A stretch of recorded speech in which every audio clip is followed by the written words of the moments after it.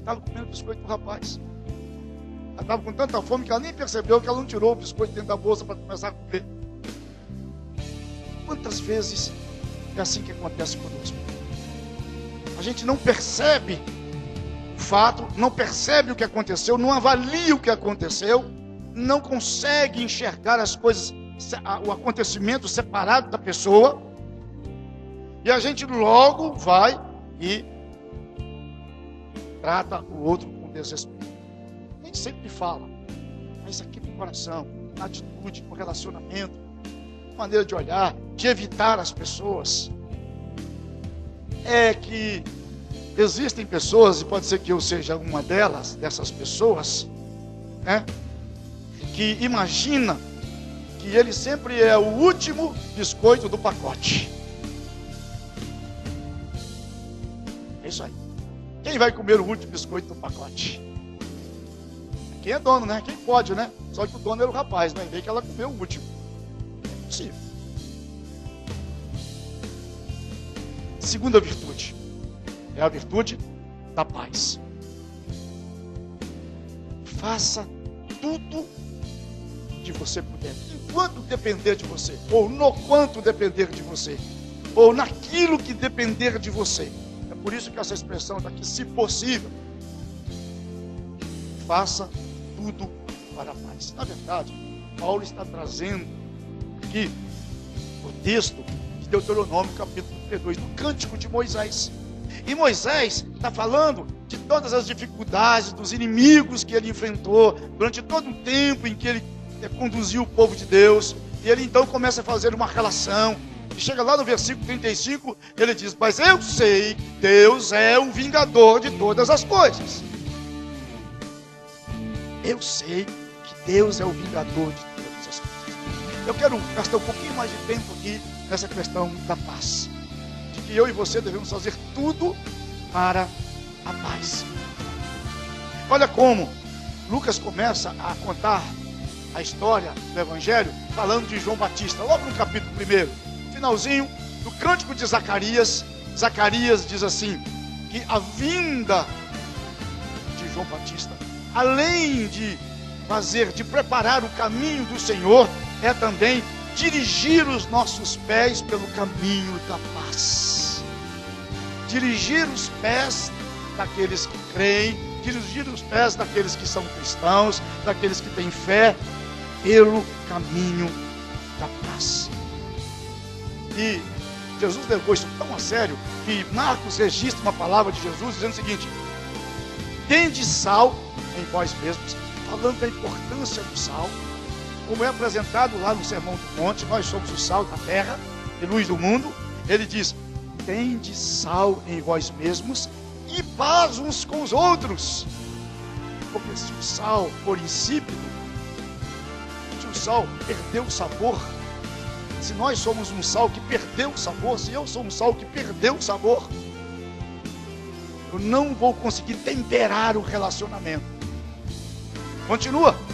Paulo diz em Romanos 14, depois do 12 que lemos: sim, seguimos, preste atenção nisso, as coisas da paz. Seguimos as coisas da paz e também da edificação de uns para os outros. Seguimos as coisas da paz. Isso é fantástico. Depois ele diz em Efésios capítulo 2, versículo 14 e 17 o seguinte: Jesus é a nossa paz. Se você é cristão, não falta paz para você, porque Jesus é a sua paz. Então você pode desenvolver, você pode cultivar, você pode encontrar esta paz, porque Jesus é a sua paz. E ele diz no verso 17: e porque ele é a nossa paz, ele veio e evangelizou paz ao nosso coração. E ele evangelizou paz a mim e a você. Paulo continua falando sobre paz. Aliás, ele é o apóstolo que mais fala sobre paz. Em Filipenses capítulo 7 diz ele, usando um texto que nós citamos muito: e a paz de Deus, que excede a todo entendimento, o meu entendimento, o seu entendimento, a minha avaliação, a sua avaliação, o meu julgamento, o seu julgamento. Esta é a paz que excede. Jesus disse para os seus discípulos: essa é a paz que eu dou para vocês, que não é a paz que o mundo dá. Então, antes de avaliar as coisas só a partir do meu entendimento, eu preciso entender e crer que a paz de Deus excede o meu entendimento. Mas diz Paulo, ela vai além. Além. Ela guarda o meu coração. E guarda a minha mente na avaliação, na elaboração que ela faz. No julgamento que ela faz das coisas. Então vamos lá? Esta é a paz que excede o meu entendimento. Esta é a paz que guarda o meu coração. E esta é a paz que guarda a minha mente. Filipenses capítulo 4, versículo 7. E ele então faz uma relação de Jesus, que é a nossa paz, com a ação, com a obra de Jesus na nossa vida. Ele disse, esta paz deve funcionar como árbitro nos vossos corações. Porque nós fomos chamados num só corpo. É como uma mão que acaricia, que socorre, que limpa a outra mão. Nós somos chamados num só corpo. Esta paz é o árbitro no nosso coração. Pedro, trazendo o Salmo 34, diz que se nós queremos viver dias felizes, devemos, verso 11, nos apartar do mal, praticar o que é bom, buscar a paz e fazer um grande esforço para encontrá-la. Apartar do mal, praticar o que é bom. Olha lá a primeira virtude do verso 17, ligado com o do 18. Olha lá a primeira virtude. Devemos tratar os outros com respeito. Então ele diz, devemos apartar do mal, praticar o bem e buscar a paz e empenhar-se, fazer um grande esforço. A palavra aqui é a palavra labor. Quer dizer o seguinte, vai dar sua dor, você vai ter que gastar energia, muita força, muito esforço. Com a palavra de citar os textos sobre paz, com a palavra de Jesus, dizendo que nós somos pacificadores. Por isso somos bem-aventurados. Pacificadores são aqueles que produzem, que fabricam, que industrializam, que produzem em grande quantidade a paz. Onde ele está, só é possível haver a paz. Por quê? Porque naquilo que depender dele,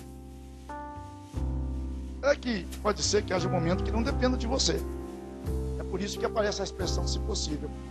Quero tomar liberdade de contar uma história que o meu avô Juarez Ferraz, avô materno, sempre contava para nos ensinar que nós devemos ser responsáveis por todas essas virtudes, mas precisamos saber nos resguardar, porque só devemos agir a partir daquilo que nos é possível. Ele era um homem de baixa estatura. Eu acho que ele não chegava a 1,50 m. Baixa estatura. E para falar dele mesmo, para se defender, ele construiu uma história dizendo o seguinte: que havia um homem da estatura como a dele, que era muito bravo, era violento, e era um homem acostumado a surrar as pessoas que se implicavam com ele, que passavam do seu caminho. Chegou um tempo que esse homem se converteu, aliás, foi convertido por Jesus. O amor de Deus entrou no coração desse homem de tal forma que transformou a vida dele. Certo dia, um dos homens que havia sido surrado por ele, o procurou e disse: senhor fulano de tal, eu fiquei sabendo que o senhor agora entregou o coração para Jesus. É verdade? Ele disse: é verdade. Mas o senhor é daqueles homens que Jesus disse que se eu bater de um lado do seu rosto, você vai dar o outro. Ele disse: eu sou desses homens agora. Se você bater de um lado, eu vou virar o outro para você bater. Ele disse: Pois é, eu sou o fulano de tal, o senhor se lembra de mim? Ele disse, eu não me lembro, rapaz, já surrei tanta gente na minha vida que eu não me lembro, não. Você não. Ele disse, pois é, eu vim aqui agora para acertar as contas com o senhor, para tirar a diferença. Ele disse, não tem problema não, você faz o seguinte, você guarda um minutinho aí que eu vou fazer só uma oração aqui, e aí a gente já conversa, você pode fazer o serviço. E ele orou e disse assim, Deus, eu prometo para o senhor, que esse é o último que eu bato, eu nunca mais bato em ninguém. Nunca mais, é o último. Isso significa, se possível, quanto depender de você. Porque às vezes o outro não quer ter paz com você. Ele não quer viver em paz com você. Mas naquilo que depender de você, você viverá em paz com ele. Se possível, o quanto depender de você. Terceira virtude. Remova toda a vingança da sua vida. Trate os outros com respeito. Faça tudo para manter a paz, se possível, enquanto depender de você. E remova a vingança de sua vida. Na verdade, Paulo está trazendo provérbios. Se você for no capítulo 25, você vai encontrar 21 e o 22 são provérbios que Paulo traz e transcreve aqui nestas virtudes. Está vendo a importância de estudar provérbios? Está vendo a importância de trazer provérbios para a sua vida? E então, provérbios não é autoajuda não, viu gente? Tem muita gente que pensa que provérbios é autoajuda. Não é autoajuda não. Provérbios é a palavra de Deus. É ensino de Deus. É a maneira sábia de você trazer para você, para a sua realidade, a palavra de Deus. E Paulo traz e coloca aqui esses dois provérbios, o 21 e o 22 do capítulo 25. Ele diz, remova a vingança da sua vida. Sabe por quê? Porque quando eu construo, quando eu cultivo vingança, ressentimento no meu coração, eu começo a atingir o outro, eu começo a contaminar o outro começa a ficar doente quando se relaciona comigo, e ele começa a ficar com dificuldade de se relacionar comigo. O escritor da carta aos Hebreus disse que a gente planta a amargura cria raízes, e depois ela vira uma árvore grande, e os frutos dela vão atingir a vida dos outros. Se você se lembrar do Salmo 84, no versículo 5, o Salmo 84 diz que o homem que consegue manter o seu coração aplanado. Por quê? Porque nós somos cheios de altos e baixos. As nossas emoções, tem dia que eu acordo bem, tem dia que eu acordo mal-humorado, tem dia que eu dou bom dia, tem dia que eu não dou, tem dia que eu estou assobiando e cantando, tem dia que eu não quero nem olhar para ninguém. Nós somos cheios de altos e baixos. Mas o salmista disse, quem consegue manter o seu coração aplanado? É como fazer terraplanagem.